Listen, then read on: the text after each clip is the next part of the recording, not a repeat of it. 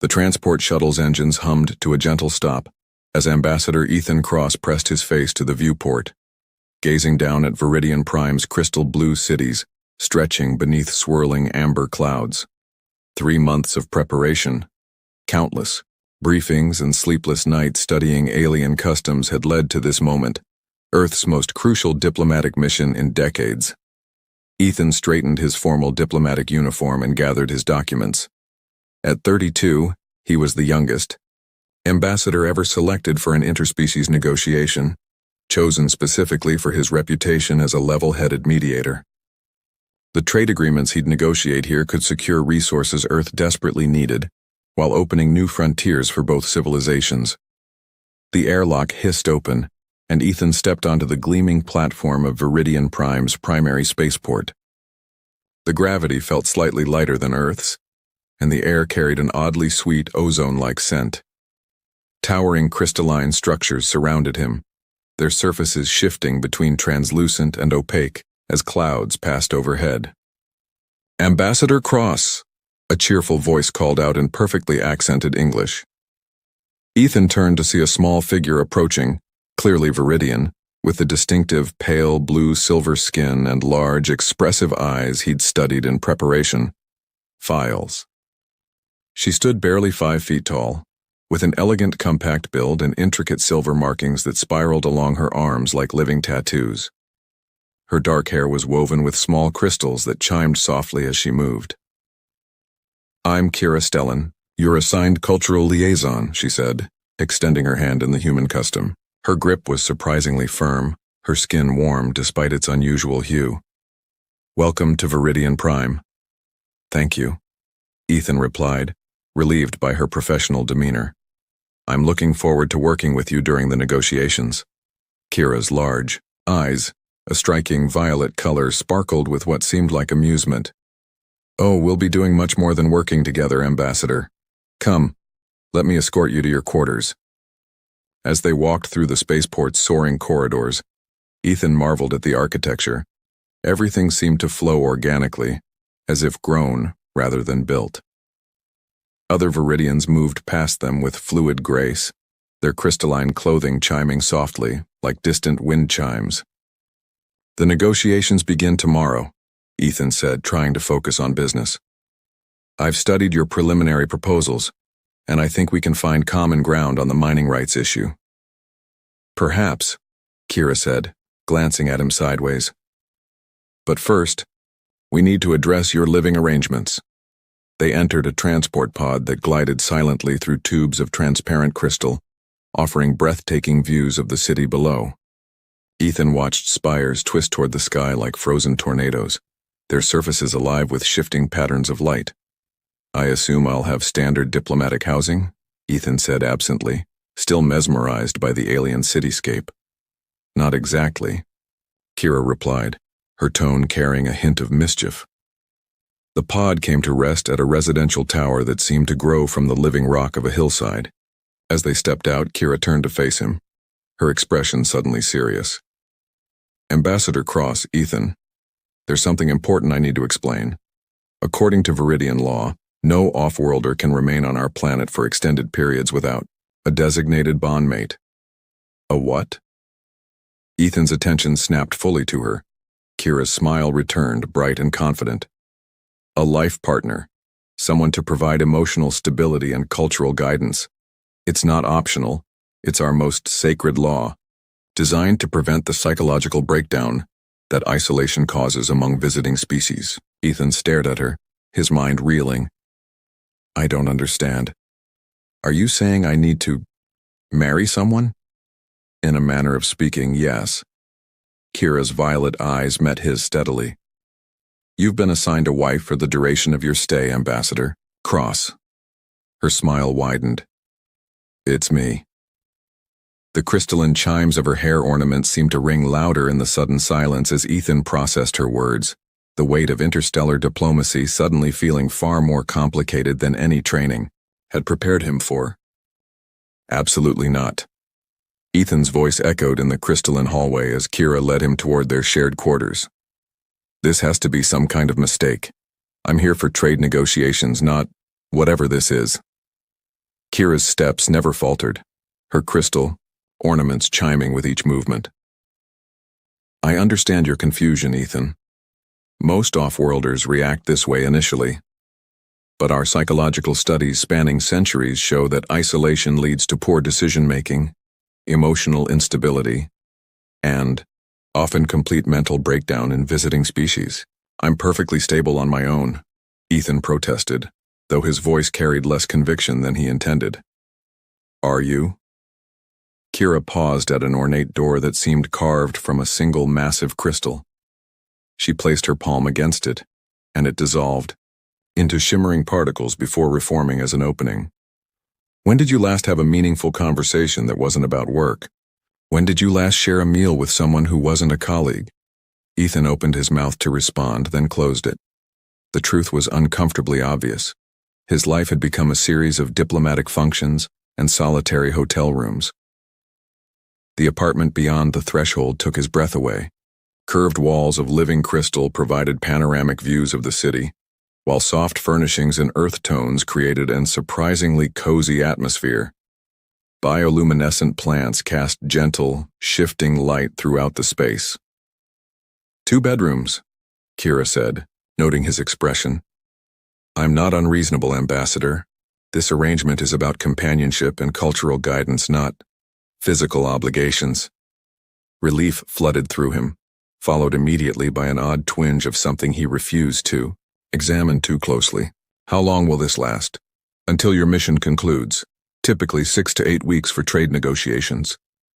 Kira moved gracefully through the space, touching various surfaces that responded by adjusting lighting and temperature.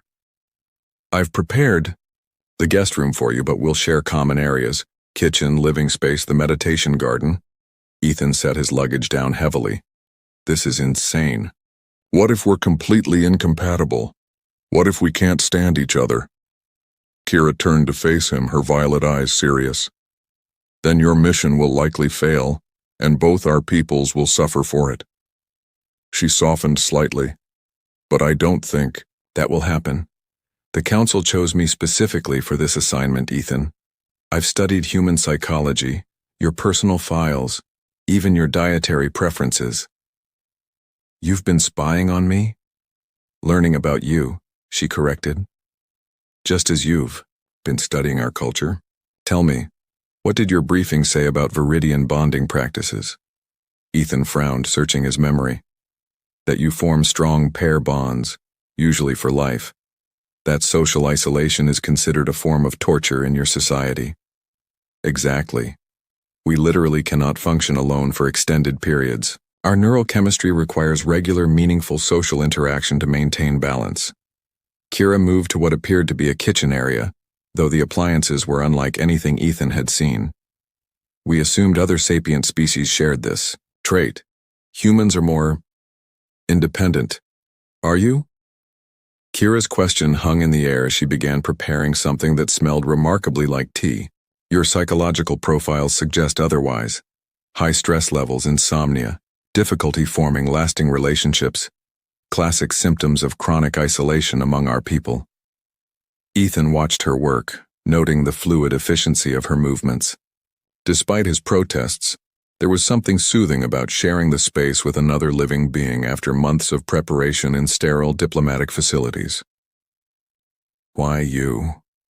He asked quietly. Kira paused in her preparations. I'm a xenopsychologist. I study alien mental patterns. I've also never been bonded before, which the Council felt would make the arrangement less complicated. She glanced at him. And I volunteered. Why? Because I believe these negotiations are crucial for both our peoples. And because... She hesitated, a faint blue flush coloring her cheeks.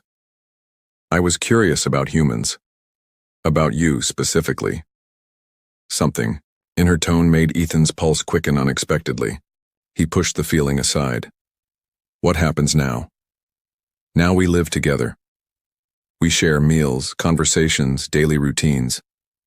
I help you understand Viridian customs that could make or break your negotiations, and you help me understand human perspectives that could bridge the gap between our species.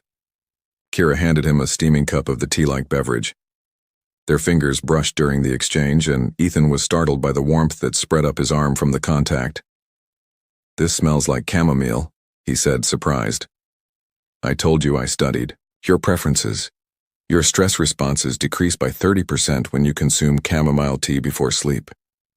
Kira settled into a chair that molded itself to her form. "I want you to be comfortable here, Ethan. This arrangement only works if we can build genuine trust." Ethan took a sip. The flavor was exactly like the chamomile tea he drank every night in his quarters back on Earth, a habit he'd never mentioned in any official file. "How could you possibly know that?" Kira's smile was mysterious. "I'm very good at my job." As the evening progressed, they talked, carefully at first, then with growing ease. Kira explained Viridian social customs while helping him unpack, her presence somehow making the alien apartment feel more like home. When she laughed at his story about a diplomatic mishap on Mars, the sound was like crystal bells, and Ethan found himself wanting to hear it again. "Tomorrow will be challenging," she said as they prepared for sleep. "The preliminary meetings will test every assumption you have about Viridian culture. Will you be there?" The question escaped before Ethan could stop it. "Every moment," Kira assured him. "That's what bondmates do. We face everything together." As Ethan lay in his bed later, staring out at the alien stars, he realized that for the first time in months, he didn't feel alone. The thought should have worried him more than it did. The Viridian High Council chamber was a marvel of crystalline architecture, with seats arranged in concentric circles that seemed to grow from the living rock floor. As Ethan took his place at the central negotiating table, he felt the weight of dozens of alien gazes upon him, their violet eyes reflecting an intelligence both ancient and utterly foreign. "Remember," Kira whispered beside him, her voice barely audible through the translation device. "Direct eye contact for longer than 3 seconds is considered either a challenge or an intimate gesture. Stick to brief glances." Ethan nodded slightly, grateful for her presence. Over the past week of cohabitation, she had become an invaluable guide through the labyrinth of Viridian social customs. But more than that, she had become something he hadn't expected. A friend. High Counselor Thane rose from his seat, his tall frame draped in robes that shimmered with embedded crystals. When he spoke, his voice resonated through the chamber with harmonic overtones. "Ambassador Cross, we welcome you to these negotiations. However, we must address concerns raised by some council members about your unconventional bonding arrangement." Ethan felt his stomach drop. "Concerns?" Another counselor, her silver hair cascading to the floor, spoke up. "Kira, Stellan has never completed a full bonding cycle. Some question whether an incomplete bond can provide the emotional stability required for such delicate negotiations." Ethan glanced at Kira, seeing tension in the set of her shoulders despite her calm expression. "With respect, Counselor, Kira has been an exemplary guide and partner. Her expertise has been invaluable." "Partnership and bonding are different concepts, Ambassador," Thane replied. "A true bond requires emotional vulnerability, shared experiences of joy and pain, intimate knowledge of each other's deepest fears and dreams." Heat rose in Ethan's cheeks.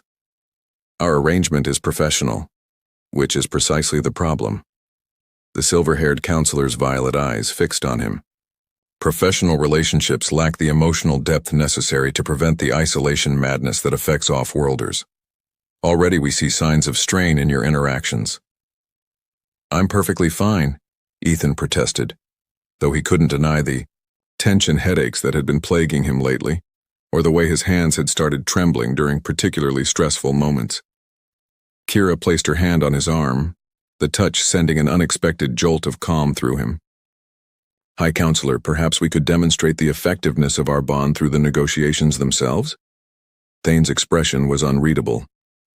"Very well, but if signs of emotional instability manifest, we will be forced to reassign you to a properly bonded guide, Ambassador Cross. These talks are too important to risk on an experimental arrangement." The negotiations that followed were grueling, Complex trade agreements, resource allocation disputes, and territorial rights discussions stretched on for hours. But throughout it all, Kira was his anchor. She translated not just language, but cultural nuances. Her touch on his arm warning him when he was about to make a social misstep. Her subtle nods encouraging him when he navigated particularly treacherous diplomatic waters. During a break, they walked together through the council complex's meditation gardens where crystalline trees chimed softly in the artificial breeze. "You saved me in there," Ethan said quietly, multiple times. "We saved each other," Kira corrected. "Your human perspective helped bridge gaps I couldn't see. When you suggested the resource-sharing model based on Earth's oceanic treaties, that was brilliant. I couldn't have done it without understanding your people's communal mindset, which you taught me." They paused beside a fountain where liquid crystal flowed in impossible spirals, creating music as it moved. The setting sun painted everything in shades of amber and rose. "Ethan," Kira said softly, "can I ask you something personal?" He nodded, surprised by how much he trusted her with his vulnerabilities. "What happened to make you so afraid of connection?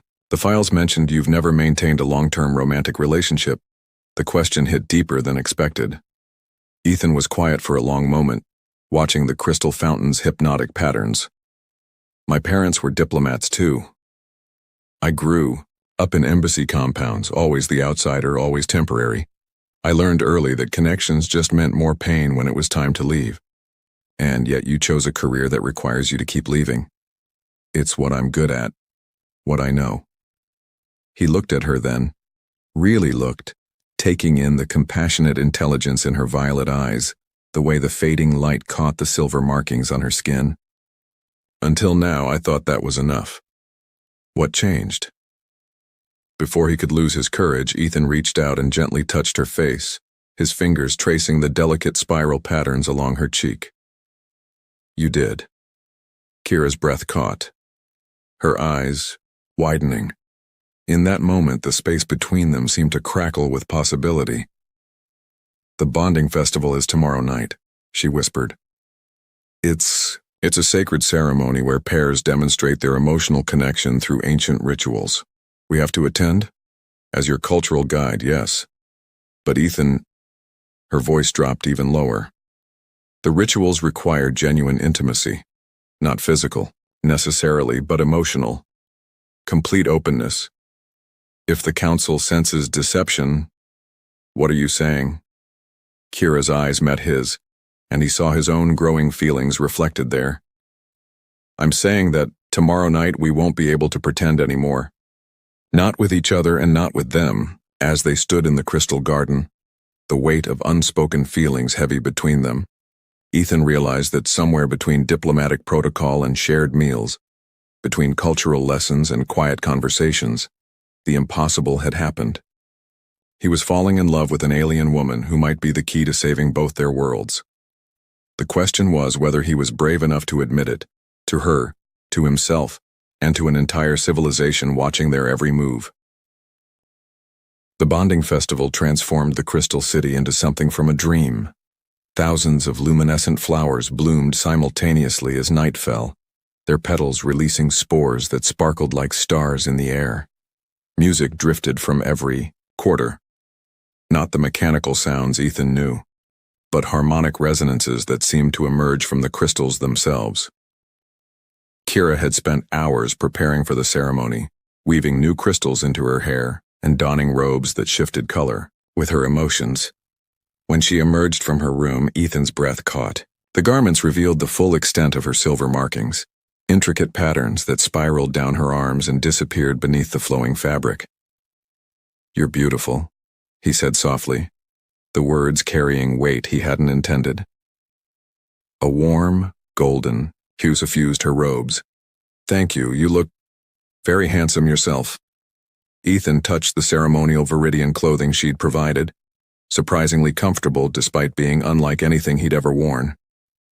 "Kira, about tonight, what exactly will be expected of us?"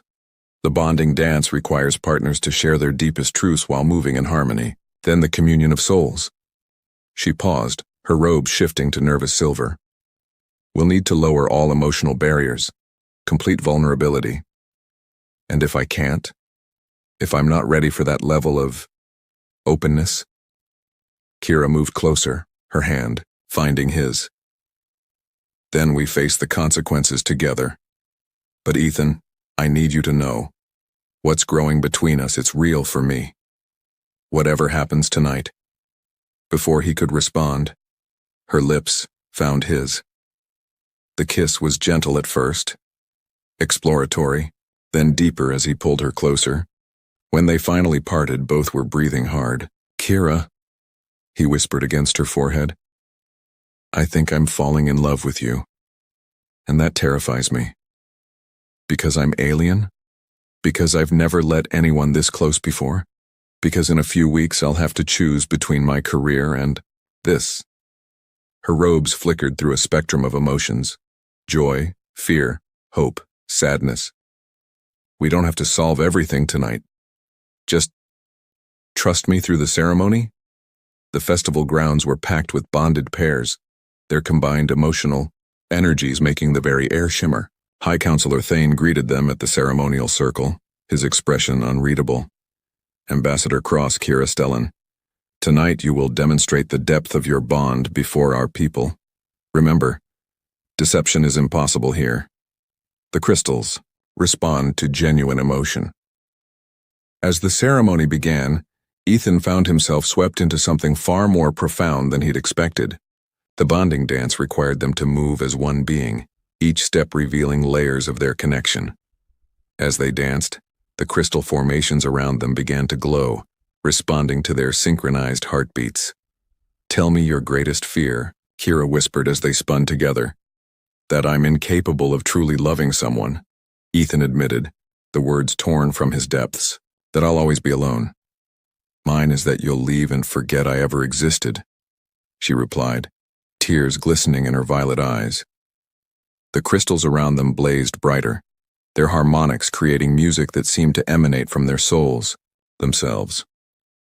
Other dancers stopped to watch as their emotional resonance grew stronger. During the communion of souls, they sat facing each other, hands clasped, while ancient Viridian words washed over them. Ethan felt barriers he'd maintained his entire life crumbling, as Kira's emotions flowed into him. Her loneliness, her fierce intelligence, her growing love for him, her terror that it wasn't enough. In return, he opened himself completely, sharing memories of childhood isolation, diplomatic failures that haunted him. The moment he first saw her and felt something shift in his carefully ordered world. The crystal dome above them erupted in patterns of light that reflected their entwined emotions. Gasps arose from the watching crowd as the display grew more elaborate, evidence of a bond deeper than many lifelong pairs achieved, but their triumph was short-lived. 3 days later, as they worked together on breakthrough proposals that could revolutionize trade between their species, Ethan's secure communicator chimed with an emergency message from Earth. Director Morrison's face appeared on the holographic display, his expression grim. Cross, what the hell is happening out there? Intelligence reports suggest you formed some kind of romantic attachment to your alien handler. Ethan felt Kira tense beside him. Director, Kira is my cultural liaison, not a handler. She's compromised your objectivity. The trade concessions you're proposing are far too generous. It's like you're negotiating on their behalf, not Earth's. I'm negotiating for mutual benefit. You're negotiating with your dick, Cross. I'm sending a replacement. You'll return on the next transport. The connection terminated, leaving them in stunned silence. They're removing you from the mission, Kira whispered, her robes cycling through dark colors of distress. I won't let them. Ethan's voice was steel. These negotiations are too important. What we've built here, what we've built is exactly the problem. Kira turned away, her shoulders shaking. They think I've manipulated you, that I've used our bond to serve Viridian interests. You haven't. You've helped me see solutions that benefit everyone. Have I? She faced him, anguish clear in her features. Ethan, I love you. That love influences everything I do, every suggestion I make. How can either of us be sure where my feelings end and my duty begins? Meanwhile, on Viridian Prime, traditionalist factions were raising their own concerns. Elder Voss, leader of the Purity Coalition, had called for Kira's censure. She has bonded with an off-worlder without completing proper protocols, he declared to the gathered crowd. This union violates ancient law and sets a dangerous precedent. If we allow aliens to claim our people through false bonds, where does it end? As political pressure mounted from both worlds, Ethan and Kira found themselves fighting not just for their relationship, but for the future of interspecies cooperation. The love that had grown between them, genuine and deep, was being twisted into a weapon against the very cause they both served. That night, as they held each other in the crystalline apartment that had become their sanctuary, both knew that tomorrow would bring impossible choices. Their bond had transcended species and culture, but could it survive the politics of two worlds determined to keep them apart? The ultimatum came at dawn. Two ships waited at the spaceport, Earth's diplomatic transport and a Viridian vessel prepared to take Kira to the remote research station where the Purity Coalition demanded she serve out her rehabilitation. Ethan stood in their apartment's main room, staring out at the Crystal City one last time. In 48 hours, everything had changed. His replacement had arrived, negotiations had stalled, and both governments seemed determined to tear apart what he and Kira had built. "I won't let them separate us," he said quietly, as Kira emerged from her room, carrying a single travel case.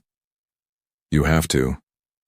Her voice was steady, but her robes flickered with suppressed pain. "Your career, your future, mean nothing without you." Ethan turned to face her, and she saw absolute certainty in his eyes. "I'm not leaving, Kira. I'm resigning my position and requesting asylum on Viridian Prime." "Ethan, no." She dropped her case and rushed to him. "You can't throw away everything you've worked for. Your people need diplomats like you. My people need leaders who understand that the future isn't about isolated nations competing, but about cooperation across all boundaries, including species." He cupped her face in his hands. "Besides, I have a better idea." Before she could ask what he meant, the apartment's communication system chimed. High Counselor Thane's image appeared, alongside Director Morrison from Earth. "Ambassador Cross, Miss Estellan," Thane began. "We've been in communication about your situation." Morrison looked uncomfortable but determined. "Cross, your final negotiation proposals were reviewed by our top trade analysts. They're brilliant. Unconventional, but they could benefit Earth more than our original position. The same is true for Viridian Prime," Thane added. "Your joint recommendations address concerns we didn't even realize we had." Ethan and Kira exchanged glances. "What are you saying?" Kira asked. "We're saying," Morrison continued, "that perhaps our concerns about your relationship were premature. The results speak for themselves." Thane's image leaned forward. "We have a proposal. The negotiations you've begun require long-term oversight to implement properly. Both our governments would benefit from a permanent liaison team." "Permanent?" Ethan's pulse quickened. "A new position," Morrison explained. "Interspecies Cultural Exchange Coordinator. You'd split time between both worlds, ensuring the trade agreements evolve properly. The position requires someone with intimate knowledge of both cultures. And it requires a bonded pair," Thane added, his violet eyes twinkling. "Kira's expertise in xenopsychology makes her the obvious choice as co-coordinator." Kira's robes burst into brilliant gold and silver patterns. "You're offering us a way to be together and serve both our peoples?" "More than that," Morrison said, his stern expression softening slightly. "You're being offered the chance to pioneer a new form of diplomacy. If successful, this could be the model for all future interspecies relations." 3 months later, Ethan stood in the Grand Crystal Amphitheater, wearing robes that blended earth silk with Viridian crystal thread. Beside him, Kira glowed literally and figuratively in her ceremonial bonding attire. The silver markings on her skin now complemented by tiny crystal implants that would allow her to share his emotions directly, a sign of permanent bonding among her people. The ceremony blended traditions from both worlds. Ethan's sister had flown in from Earth to serve as his witness, while Kira's family surrounded them with harmonic blessings. When they exchanged vows, his spoken in English and Viridian, hers in the tonal language of her people, the crystal formations throughout the amphitheater responded with displays of light that were visible from orbit. "I promise to love you across the vastness of space," Ethan said, his voice carrying clearly through the vast chamber. "To honor both your world and mine, to build bridges where others see only empty void. I promise to share your dreams and ease your fears," Kira replied, her voice creating harmonics that made the crystals sing. "To show you wonders beyond imagination while never letting you forget the beauty of your own world." When they kissed, sealing their bond, the emotional resonance was so powerful that every crystal on Viridian Prime chimed in harmony, a phenomenon that hadn't occurred in over 1,000 years. Director Morrison, who had surprised everyone by attending the ceremony, wiped his eyes discreetly. "Damn good diplomacy," he muttered to High Counselor Thane. "The finest kind," Thane agreed. "Built on love."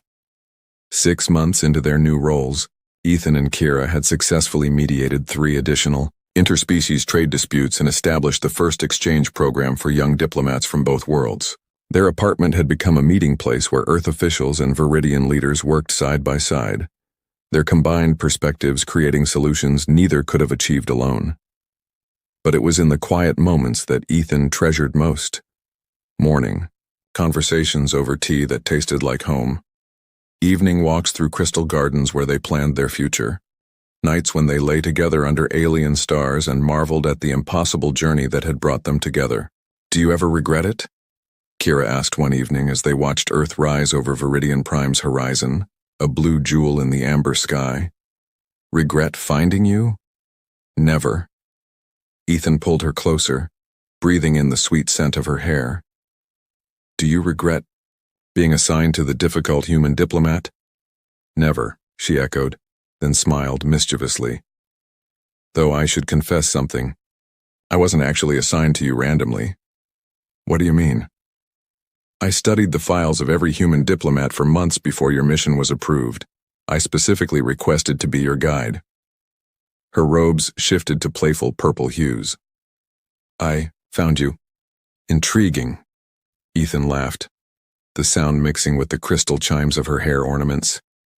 "So you're saying you chose me?"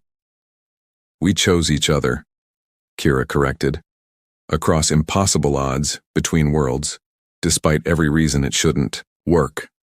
She turned in his arms to face him. The stars knew what they were doing all along. As they kissed under the light of 2 worlds, their love story continued to unfold. No longer just the tale of a human diplomat and his assigned alien wife, but the foundation of a new age where love truly could bridge any distance, overcome any difference, and prove that some bonds are written in the very fabric of the universe itself. Their children, when they eventually came through the miracle of advanced reproductive technology, would grow up bilingual and bicultural, equally, at home under Earth's yellow sun and Viridian Prime's amber skies.